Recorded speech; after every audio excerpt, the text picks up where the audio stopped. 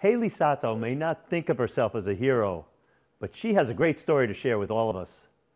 While in the academy and training as a New York City Fire Department EMT, her school was forced to shut down because of COVID.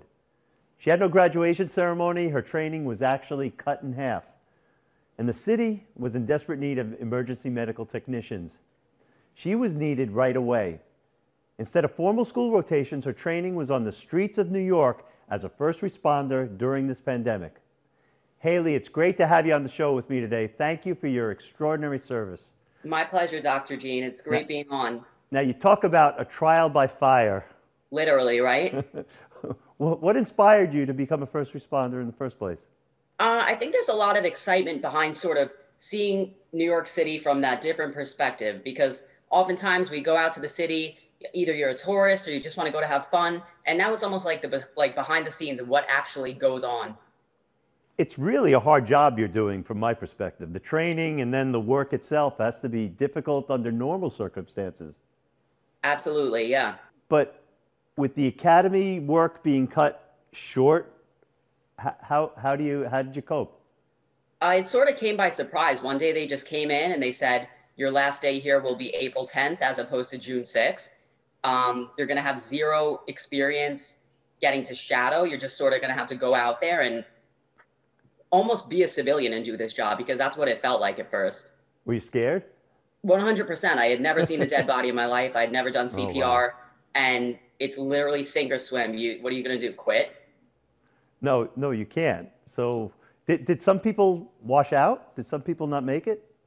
A lot of people got hurt. A lot of people realized it wasn't for them and they didn't want to do it anymore. But I think if you kind of go in with the mindset, and all the instructors are very inspirational, they're there to support you.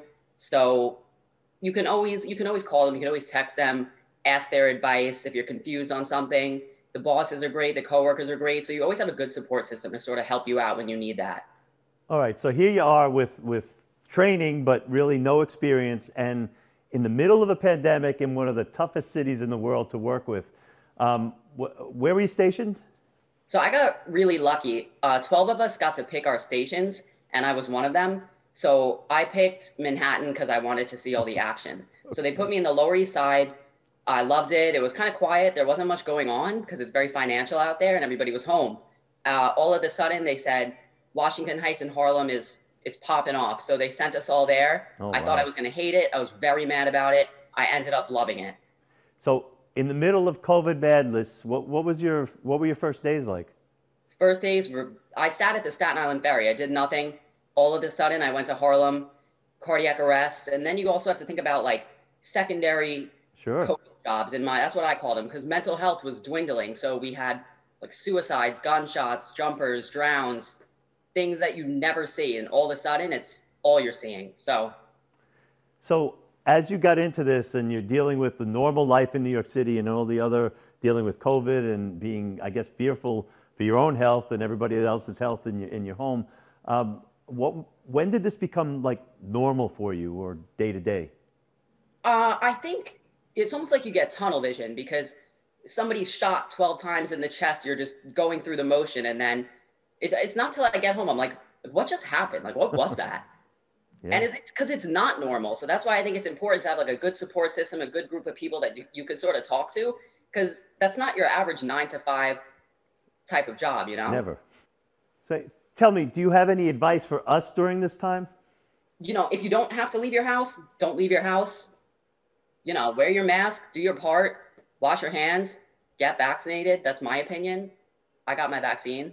Good. So I bet you know, I'm sure you don't consider yourself a hero, but you really are one. And I thank you, and I'm sure all of New York City thanks you so much for not only your training and the time you spend, but your dedication and your service. And I want to thank you for joining me on the show today. Thank you so much for having me.